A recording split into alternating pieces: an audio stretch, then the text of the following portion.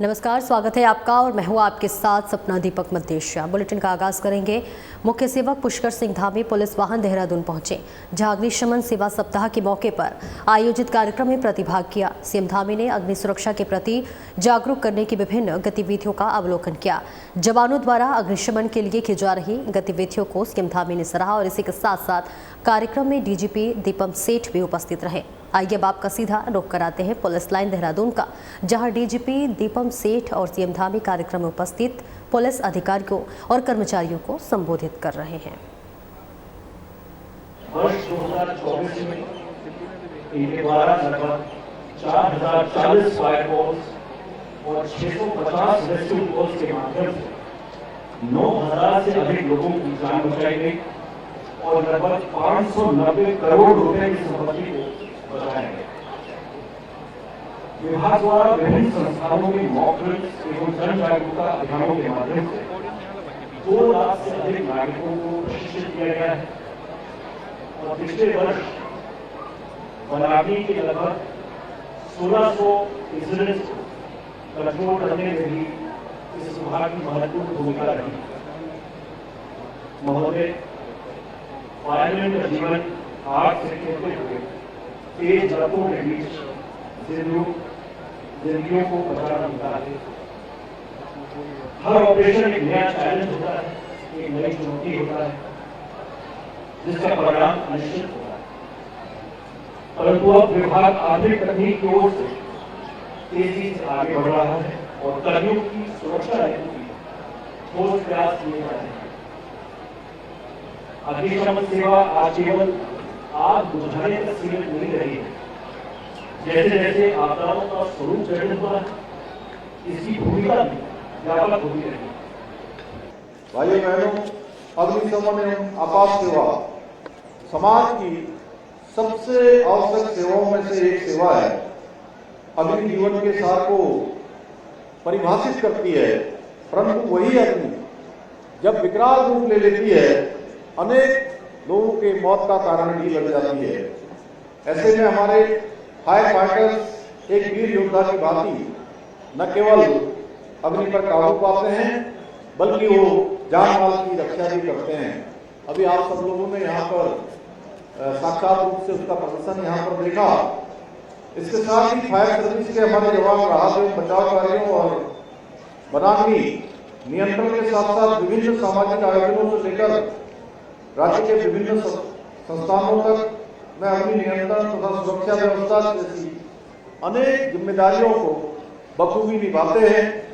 मुझे जानकर प्रसन्नता हुई कि अग्निशमन उत्तराखंड एवं आपात सेवा के साहसी जवानों ने उत्तराखंड की स्थापना से लेकर अभी तक 53,000 करोड़ रुपए से भी अधिक संपत्ति को आग से बचाने का कार्य किया है और इससे भी बढ़कर 27,000 से अधिक मनुष्यों एवं लगभग 7,000 पशुओं के जीवन को भी बचाने का शानदार काम उनके द्वारा किया गया है। यह हम सबके लिए गर्व की बात है कि हमारे फायर फाइटर इतने बड़े पैमाने पर जान माल की रक्षा कर रहे हैं। इतना ही नहीं, जब हम देखते हैं कि अब उत्तराखंड अग्निशमन एवं आपात सेवा में आज महिलाएं, अभी डीजीपी साहब मुझे बता रहे थे कि मैं सोच रहा था कि केवल अग्निशमन में जो अग्नि को बुझाने के लिए फायर फाइटर्स के रूप में महिलाएं होंगी, तो उन्होंने बताया कि मुझे पूरी गाड़ी के अंदर केवल और केवल महिलाएं हैं। तो वो अपना मातृशक्ति भी अपना इतना शानदार योगदान दे रही है, तो निश्चित रूप से गर्व की अनुभूति और अधिक बढ़ जाती है कि आज हमारी मातृशक्ति, हमारी महिलाएं हर क्षेत्र में आज बढ़ चढ़कर भाग ले रही हैं। मैं आज के इस अवसर पर सभी महिला फाइटर्स को विशेष रूप से बधाई देता हूं कि आप सभी साहस और दृढ़ता के प्रतीक हैं। भाइयों बहनों, आदरणीय प्रधानमंत्री श्री नरेंद्र मोदी जी के मार्गदर्शन एवं सहयोग से हमारी सरकार प्रदेश में अग्निशमन एवं आपात सेवा से जुड़े इंफ्रास्ट्रक्चर को और मजबूत बनाने के साथ ही रक्षा उपकरणों के आधुनिकीकरण पर निरंतर कार्य कर रही है। आप सभी को जानकर प्रसन्नता होगी कि केंद्र सरकार द्वारा उत्तराखंड अग्निशमन एवं आपात सेवा के लिए 73 करोड़ रुपए की धनराशि स्वीकृत कर दी गई है। आज हमारे प्रदेश में जहां 1 करोड़ विश्व बैंक कोशिश योजना के अंतर्गत 18 फायर स्टेशनों का निर्माण किया जा रहा है, वहीं फायर इमरजेंसी से निपटने के लिए विश्व स्तरीय उपकरण खरीदने का प्रयास भी किया जा रहा है। इसके साथ ही गैरसैंण में हमारी ग्रीष्मकालीन राजधानी गैरसैंण में फायर स्टेशन भवन का निर्माण करने के साथ साथ 78 से अधिक आवासों का निर्माण कार्य भी किया जा रहा है। इतना ही नहीं, हमारी सरकार द्वारा इसी अप्रैल माह में जनपद हरिद्वार के भादराबाद फायर स्टेशन को भी स्वीकृत किया गया है। इसके अतिरिक्त उत्तराखंड की भौगोलिक परिस्थितियों के अनुरूप शासन स्तर पर फायर स्टेशनों की मैपिंग की जा रही है, जिसके बाद और भी अधिक दूरस्थ क्षेत्रों में फायर स्टेशन खोलने की दिशा में हम कार्य करेंगे। भाइयों बहनों, हमारा प्रदेश भौगोलिक रूप से संवेदनशील प्रदेश है, जहां प्रत्येक वर्ष हमें आपदाओं का सामना करना पड़ता है। कभी अतिवृष्टि के रूप में, कभी भूस्खलन के रूप में, अनेक रूपों से हमें उनका सामना करना पड़ता है। ऐसे में अग्निशमन एवं आपात सेवा की भूमिका और भी महत्वपूर्ण हो जाती है। पिछले बार और फायर सीजन के दौरान जंगलों को आग से बचाने के लिए फायर सर्विस और पुलिस प्रशासन लगातार जागरूकता अभियान चला रही है, और जिसके चलते बड़कोट फायर सर्विस टीम ने पीएम श्री अटल उत्कृष्ट राजकीय इंटर कॉलेज खरादी में छात्र छात्राओं और स्कूली स्टाफ को बनाग्नि की नियंत्रित करने की जानकारी दी, और साथ ही आग पर नियंत्रण पाने के विभिन्न तरीके जैसे पानी का छिड़काव, आग बुझाने के उपकरणों का उपयोग कर और घटनास्थल पर त्वरित पहुंचने का भी प्रशिक्षण दिया। फायर सर्विस टीम ने किसी भी प्रकार की अग्नि दुर्घटना के समय राहत और बयान की जानकारी भी दी है। वहीं सभी छात्र छात्राओं को एकत्रित कर मॉक ड्रिल का अभ्यास करवाया गया। फायर सर्विस टीम ने विद्यालय प्रबंधक को समय समय पर मॉक ड्रिल का अभ्यास कार्यक्रम आयोजित करने की बात कही। साथ ही अग्निशमन उपकरणों के उचित रख रखाव और कार्यशील दशा में सबसे रखने की हिदायत दी है।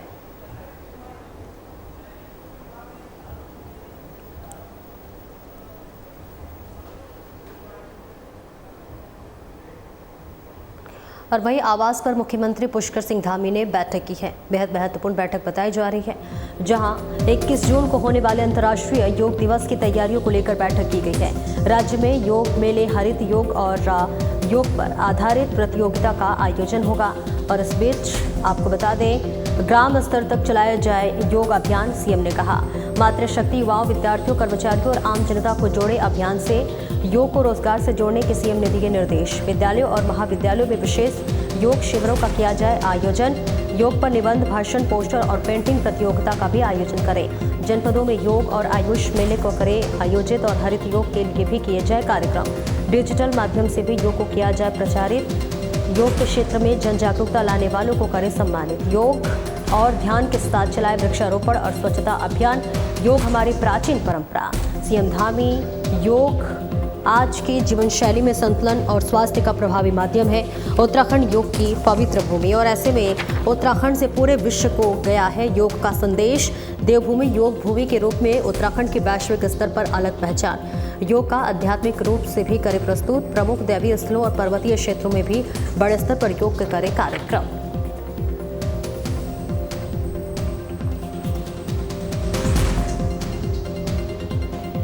और तस्वीर आपको दिखा रहे हैं जहां पर मुख्यमंत्री पुष्कर सिंह धामी की ये महत्वपूर्ण बैठक हुई है। 21 जून को देखिए होने वाले अंतर्राष्ट्रीय योग दिवस की तैयारियों को लेकर बैठक की गई है, जहां पर राज्य में योग मेले, हरित योग और योग पर आधारित प्रतियोगिता का भी आयोजन होगा। और ऐसे में ग्राम स्तर तक योग अभियान चलाया जाए। मुख्यमंत्री पुष्कर सिंह धामी ने कहा, मातृशक्ति युवा, विद्यार्थियों और कर्मचारियों और आम जनता को भी इस अभियान से जोड़े।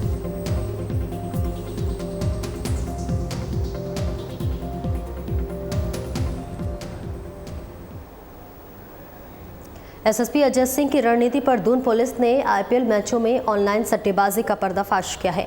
पुलिस ने पटेल नगर राज क्षेत्र से सट्टे के मुख्य बुकी को गिरफ्तार किया है।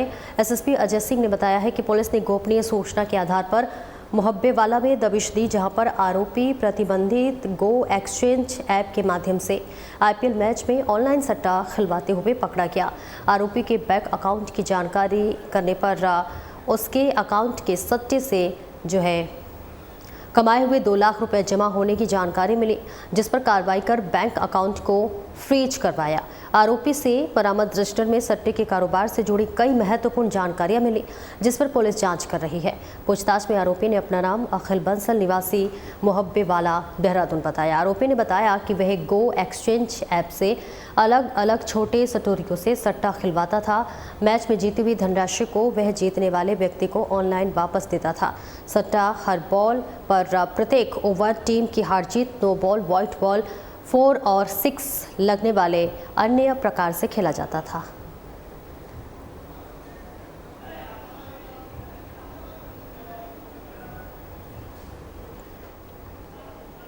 हरिद्वार ऋषिकेश के बीच रायवाला थाना क्षेत्र के प्रसिद्ध सत्यनारायण मंदिर में चोरी हो गई है, जहां पर आपको बताते चले कि अज्ञात चोर मंदिर का दान पात्र, 2 पीतल की घंटी, 3 चांदी के छोटी छत्र और लकड़ी की अलमारी का ताला तोड़कर 1,70,000 रुपए चोरी कर ले गए हैं।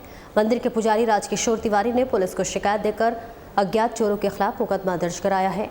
पुलिस ने मामले में जांच और अग्रिम कार्रवाई शुरू करते हुए चोरों की धरपकड़ के प्रयास शुरू कर दिए हैं। बताते चले कि लाखों श्रद्धालुओं की आस्था के केंद्र वाले सत्यनारायण मंदिर में चोरी की घटना से भक्तों में गुस्सा का माहौल है।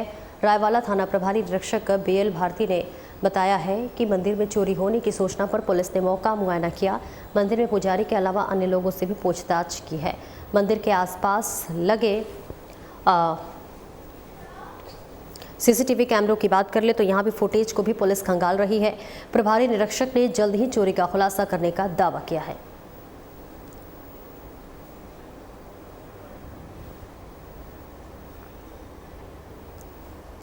और वही अभिनेत्री उर्वशी रौतेला की बद्रीनाथ धाम में स्थित उर्वशी मंदिर को लेकर दिए गए बयान से सोशल मीडिया से लेकर धार्मिक क्षेत्रों तक बहस छिड़ गई है। उर्वशी रौतेला के बयान की उत्तराखंड 4 धाम तीर्थ पुरोहित महापंचायत और बद्रीनाथ के पूर्व धर्माधिकारी भुवन चंद्र उनियाल ने निंदा की है। उन्होंने उर्वशी रौतेला पर धार्मिक भावनाओं को आहत करने के खिलाफ कार्रवाई करने की मांग की है। पूर्व धर्माधिकारी भुवनचंद उनियाल ने कहा कि बद्रीनाथ धाम के बगल में उर्वशी नाम का मंदिर भगवान शिव की पत्नी माता सती के लिए समर्पित है। जब माता सती ने अग्निकुंड में अपनी देह त्याग दी तब उनके अंग जगह जगह गिरे। संपूर्ण भारतवर्ष में ऐसी 108 शक्तिपीठ है। और वही महापंचायत ने चेतावनी दी है कि उर्वशी रौतेला यदि बयान पर माफी नहीं मांगती हैं तो न्यायालय में याचिका दायर की जाएगी।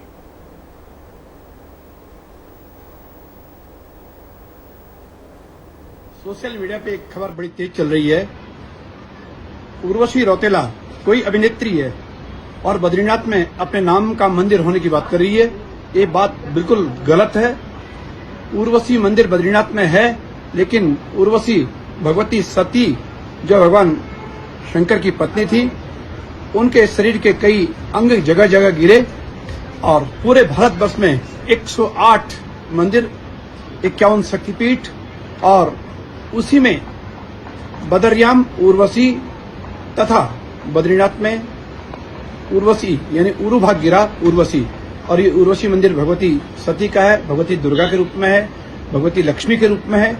साथ ही बद्रीनाथ मंदिर और वहां के हक हकूकधारी यानी पांडुकेश्वर के गांव वाले और बामणी के गांव वाले, साथ में माणा के गांव वाले अपने इष्ट भगवती के रूप में उन्हें मानते हैं।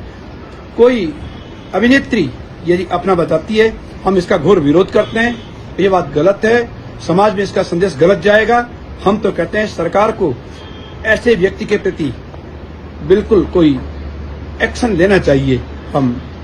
हमें बड़ा दुख है, हम बड़ी पीड़ा में हैं जब से सुना कि उर्वशी रौतेला और बद्रीनाथ की भगवती उर्वशी उस मंदिर को अपना बता रही हैं। इस बात का हम घोर विरोध करते हैं। ये समाज के लिए गलत संदेश है। और जनपद देहरादून की रानी पोखरी थाना पुलिस ने एक चोर को गिरफ्तार किया है। आरोपी के कब्जे से पुलिस ने चोरी हुई एक बाइक भी बरामद की है। आरोपी को पुलिस ने कोर्ट के आदेश पर जेल भेज दिया है। जनपद देहरादून के पुलिस कप्तान अजय सिंह ने बताया कि रानी पोखरी धाम क्षेत्र के अंतर्गत बीते रोज एक बाइक चोरी होने का मामला सामने आया था। मामले में मुकदमा दर्ज करने के बाद चोर को गिरफ्तार करने की जिम्मेदारी प्रभारी विकेंद्र कुमार को दी गई है और इसी कड़ी में पुलिस ने आज चोर को गिरफ्तार करने में सफलता हासिल की है। चोर के कब्जे से चोरी हुई बाइक भी बरामद हुई है। फिलहाल पूछताछ के बाद आरोपी को कोर्ट के आदेश पर जेल भेज दिया गया है। तो वही मामले में पुलिस ने अग्रिम जांच और कार्रवाई शुरू कर दी है। आरोपी की पहचान अरविंद निवासी रानी पोखरी के रूप में हुई है। वह पहले भी कई बार आपराधिक मामलों में जेल की हवा खा चुका है।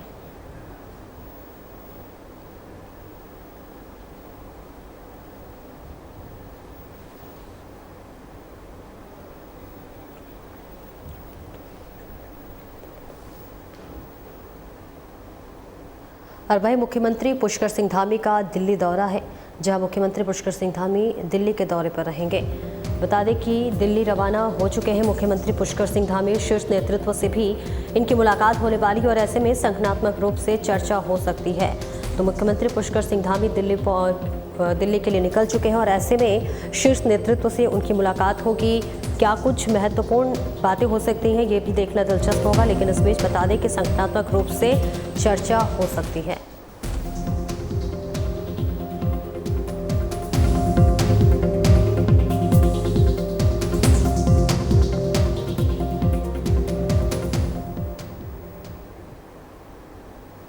हरिद्वार में दिल्ली देहरादून हाईवे पर नशे में धुत महिला का हाई वोल्टेज ड्रामा देखने को मिला है। महिला ने एक कार को रोका और उसके शीशे पर तेज हाथ मारने लगी। महिला का ये वीडियो सोशल मीडिया पर तेजी से वायरल हो रहा है।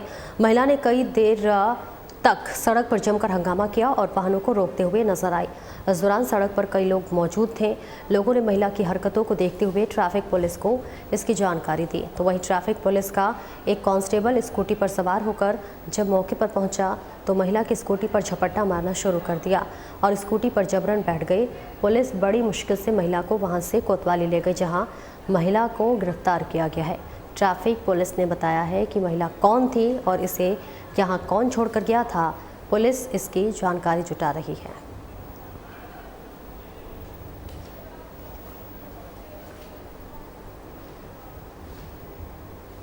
एसएसपी लोकेश्वर सिंह के निर्देशानुसार पौड़ी पुलिस की गुलदार प्रभावित क्षेत्रों में गश्त लगातार जारी है। दरअसल थाना रिखड़ी खाल क्षेत्र अंतर्गत ग्राम परियार गांव के स्थानीय लोगों द्वारा गांव के आसपास गुलदार के देखने की और दहाड़ने की सूचना की गई थी, जिसको गंभीरता से लेते हुए एसएसपी लोकेश्वर सिंह ने प्रभारी निरीक्षक रिखड़ी खाल को गुलदार प्रभावित क्षेत्र में आम जन को जागरूक करने, लगातार गश्त करने और वन विभाग के साथ समन्वय स्थापित करने के लिए निर्देशित किया है। वह स्थानीय पुलिस टीम द्वारा मौके पर गांव पहुंचकर स्थानीय निवासियों को बिना आवश्यक कार्य या घर के बाहर न निकलने और अकेले न घूमने की हिदायत दी गई है। गांव में शादी विवाह कार्यक्रम होने के चलते ग्रामीणों द्वारा सायंरात्रि के समय आवागमन किया जा रहा है, जिसको देखते हुए स्थानीय पुलिस ने ग्रामीणों को बच्चों, महिलाओं और बुजुर्गों को साथ रखने, उनका विशेष ध्यान रखने और हाथों में लाठी, डंडे, लाइट, मशाल आदि रखकर सामूहिक रूप से आवागमन किए जाने की नसीहत दी है। साथ ही रिखड़ी खाल और क्षेत्र गुलदार प्रभावित होने के कारण ग्रामीणों की सुरक्षा के लिए पुलिस टीम और वन विभाग की टीम द्वारा सामूहिक रूप से भी क्षेत्र में लगातार गश्त की जा रही है। तो जंगली जानवरों को किसी झाड़ी में छुपा कहाँ छुपा है, तो बच्चे हैं और महिलाएं हैं या जो भी पुरुष हैं, सब लोग जो जाएंगे एक बार ग्रुप में जाएंगे। कहीं भी आवागमन करेंगे तो ग्रुप में करेंगे। ये नहीं कि जैसे कोई बच्चा अकेला चले गया, कोई आदमी अकेला चले गया, किसी का घर तो आना जाना करेगा। अगर किसी का घर अकेला है तो क्या करेगा कि हमारे पहले मसाल बनाते थे ना आग की, तेल लगा करके ऐसे आग लेकर के जाए, 2-3 मिनट हाथ पर लेकर के चलेंगे, है ना। और अगली खबर देहरादून से है, जहां पर नरेंद्रजीत बिंद्रा की मुख्यमंत्री पुष्कर सिंह धामी से मुलाकात हुई है। गुरुद्वारा श्री हेमकुंड साहिब मैनेजमेंट ट्रस्ट के अध्यक्ष नरेंद्रजीत सिंह बिंद्रा की सीएम धामी से मुलाकात हुई है। हेमकुंड साहिब यात्रा की तैयारियों को लेकर विस्तृत से चर्चा हुई और इस बीच गोविंद घाट में बन रहे ब्रिज के निर्माण कार्य के लिए धामी का आभार जताया। 22 मई को पहले जत्थे की रवानगी के लिए ऋषिकेश आने को लेकर निमंत्रण दिया है। वहीं जत्था रवानगी में भी होंगे शामिल। गोविंद घाट में बन रहे ब्रिज का निर्माण जल्द होगा पूरा, नरेंद्रजीत सिंह बिंद्रा ने कहा। यात्रा मार्ग को सुगम बनाने के लिए भी कार्य जोरों शोरों पर चल रहा है। भारतीय सेना ने घांघरिया ट्रैक रूट से बर्फ हटाने का भी कार्य जो है वो शुरू कर दिया है। 25 मई को खुलेंगे गुरुद्वारा के हेमकुंड साहिब के कपाट। राज्य सरकार, जिला प्रशासन और ट्रस्ट संगतों के लिए सुगम, सुरक्षित और आरामदायक यात्रा कराने के लिए प्रतिबद्ध है। इस यात्रा इस वर्ष यात्रा जो है ऐतिहासिक और सुव्यवस्थित होगी और ऐसे में ट्रस्ट ने सीएम, राज्य सरकार, जिला प्रशासन, भारतीय सेना सहित संबंधित विभागों के सहयोग की सराहना की है।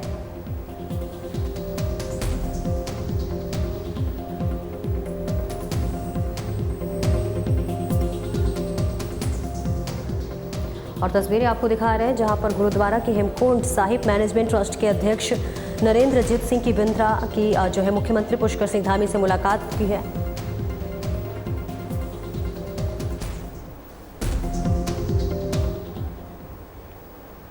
और इस खबर पर ज़्यादा जानकारी के लिए उत्तराखंड से हमारे ब्यूरो चीफ कमल शर्मा हमारे साथ जुड़ रहे हैं। कमल, देखिए अब जो है मुख्यमंत्री पुष्कर सिंह धामी की नरेंद्रजीत सिंह की जो है मुलाकात हुई है, ऐसे में क्या कुछ तैयारी को लेकर बातचीत हुई है और अब तक क्या वर्तमान स्थिति है तैयारी को लेकर? हाँ, सपना कहें तो 30 अप्रैल से अगर हम कहें तो चारों धाम की यात्रा शुरू हो जाएगी। गंगोत्री यमुनोत्री जो है वो 30 अप्रैल खुल रहा है, अक्षय तृतीया का दिन होता है जिस दिन कपाट खुल रहे हैं। 2 तारीख को बद्रीनाथ और 3 मई को बाबा केदारनाथ के द्वार खुलने जा रहे हैं। और कहें तो 25 मई जिसको 5वां धाम कहा जाता है, गुरुद्वारा हेमकुंड साहिब जो सिखों का पवित्र स्थल है, यहाँ पर गुरु गोविंद सिंह ने यहाँ पर तपस्या करी थी, तो उसके जो कपाट हैं वो 25 मई को खुलेंगे, जिसके लिए तैयारियां यहाँ से जोर शोर से शुरू हो गई हैं। 22 तारीख को पहला जत्था जो है वो ऋषिकेश जो गुरुद्वारा हेमकुंड साहिब का गुरुद्वारा है यहाँ से रवाना होगा। और इसकी तैयारियों के लिए जो वहाँ मैनेजमेंट ट्रस्ट के अध्यक्ष हैं नरेंद्रजीत सिंह बिंद्रा, वो लगातार लगे हुए हैं। और अगर हम कहें तो पहले वो गवर्नर साहब से मिले थे, तो आज मुख्यमंत्री से मिले हैं। और जो 22 तारीख को जत्था रवाना होना है उसके लिए वो आमंत्रित कर रहे हैं कि जिस ये फंक्शंस होगा 22 तारीख को जत्थे रवाने का, उस दिन आप यहाँ पर पहुंचिए, मुख्य अतिथि और विशिष्ट अतिथि के रूप में उनको आमंत्रण दे रहे हैं। तो कुल मिला के कहें तैयारियां जोरों शोरों से चल रही हैं। 25 मई को कपाट खुलने जा रहे हैं। स्थिति अभी अगर हम हेमकुंड साहिब की बात करें तो वह काफी बर्फ पड़ी हुई है और भारतीय सेना की जो टुकड़ियां हैं वो बर्फ खोलने के लिए, रास्ता साफ करने के लिए वहां पर पहुंच चुकी हैं। और लगातार मैं कह रहा हूं कि वहां कार्य शुरू हो गया। पुल ब्रिज था वो टूटा था, उसको भी लगभग अगले 15-20 दिन में उस ब्रिज को भी बना लिया जाएगा। तो कुल मिला के कहें तैयारी जोरों शोरों से चल रही है। और जो बिल्कुल, बहुत बहुत शुक्रिया कमल इस महत्वपूर्ण जानकारी के लिए। और आज मौसम लगातार देखिए बिगड़ने के लिए भी अब आसार जताए गए, जहां पर बदलाव होगा, जहां प्रदेश के सभी जिलों में बारिश का ऑरेंज अलर्ट जारी किया गया था। और ऐसे में 30 से 40 किलोमीटर की प्रति घंटे की रफ्तार से झोंकेदार हवाएं चल सकती हैं। 19 अप्रैल को प्रदेश के कई हिस्सों में तेज बारिश और ओलावृष्टि की संभावना जताई जा रही है। देहरादून, चंपावत, हरिद्वार, उत्तरकाशी, चमोली, अल्मोड़ा सहित प्रदेश के सभी जिलों में हल्की से मध्यम बारिश हो सकती है। और ऐसे में 20 अप्रैल से भी प्रदेश भर में मौसम में बदलाव देखने को मिलेगा। बारिश के चलते तापमान में दर्ज हुई है गिरावट। और ऐसे में मौसम विभाग की भविष्यवाणी हुई सटीक साबित। ऊंचाई वाले क्षेत्रों में बर्फबारी हुई है। बद्रीनाथ धाम की ऊंची चोटियों के साथ हेमकुंड साहिब, रुद्रनाथ, लाल माटी और माड़ा घाटी की हुई बर्फबारी। और ऐसे में मौसम विभाग के निदेशक विक्रम सिंह ने जानकारी दी है, आंधी तूफान के समय रहे सावधान।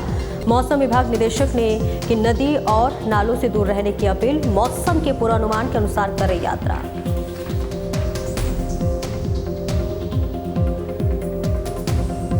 19 तारीख को जो एक्टिविटी है वो पूरे प्रदेश में ही रहेगी।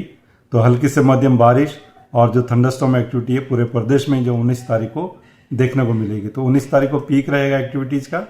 फिर जब आप 20 तारीख को जाएंगे तो एक्टिविटी थोड़ी कम होगी। मैं कहूँगा कि अनेक जगहों तक में फिर वो जो है मिलने वाली है और हल्की से बहुत हल्की या एका दुक्का जगहों में मध्यम दर्जे तक की जो है बारिश है या थंडरस्टॉर्म एक्टिविटी वो फिर रहने वाली है। 21 तारीख से करीब मौसम फिर आगे साफ हो जाएगा। तो 19 तारीख को जो है देखेंगे आपकी जो एक्टिविटी है वो ज़्यादा रहेगी रेन थंडरस्टॉर्म की। जब आप 19 को जाएंगे तो 19 तारीख को हमने ऑरेंज अलर्ट दिया है और उसमें आप देखेंगे कि जो ओलावृष्टि है, थंडरस्टॉर्म है या लाइटनिंग की कहीं पर इवेंट है तो वो चीज़ें एक इक्का दुक्का जगहों में वो देखने को मिलेगी। मैं कहूँगा कि 19 को जो है जब थंडरस्टॉर्म एक्टिविटी चल रही है कहीं पर तो लोगों को उस दौरान चाहिए कि सेफ जगह पे रुकें और जब थंडरस्टॉर्म एक्टिविटी खत्म हो जाती है तो आगे बढ़ें। और ख़ासकर जो गार्ड गदेरे हैं, नाले हैं, उसके आसपास खड़े ना हो इस दौरान, क्योंकि अगर कोई स्ट्रॉन्ग थंडरस्टॉर्म एक्टिविटी कुछ दूरी पे चल रही है तो एकदम हो सकता है कि जो है जल स्तर उसमें गार्ड गदेरों में या नाले में वो बढ़ जाए, उसकी चपेट में कोई आ सकता है। तो ये चीज़ का ध्यान रखना है। तो 19 तारीख को जो है जो रेन थंडरस्टॉर्म एक्टिविटी है उसमें इंटेंस शावर है, कहीं कहीं इक्का दुक्का जगहों में आपको ओलावृष्टि है वो भी देखने को मिलेगी। तो इस तरह की जो चीज़ें हैं उससे बचाव के लिए यही है कि उस दौरान आप जो सेफ जगह पर रहें। और जो फसल वगैरह है उसके लिए भी थोड़ा बहुत इसकी दिक्कतें हो सकती है। जो तैयार फसल है उसको काट के जो रख लें। कल दिन में ये अभी एक्टिविटी शाम रात से होगी कल से, तो उससे पहले जो चीज़ों को फिर थोड़ा व्यवस्थित करें जिससे कि आपको नुकसान से भी बचा जा सके। 20 तारीख में एक्टिविटी कम होनी शुरू हो जाएगी, लेकिन फिर भी लाइट एक्टिविटी जो रेन थंडरस्टॉर्म की वो 20 तारीख में भी रहेगी। तो यही मैं अभी कहना चाहूँगा। 21 तारीख से मौसम जिसने बोला कि साफ रहने वाला है, तो यही मैं अभी कहना चाहूँगा। फिलहाल इस बुलेटिन में इतना ही। नमस्कार।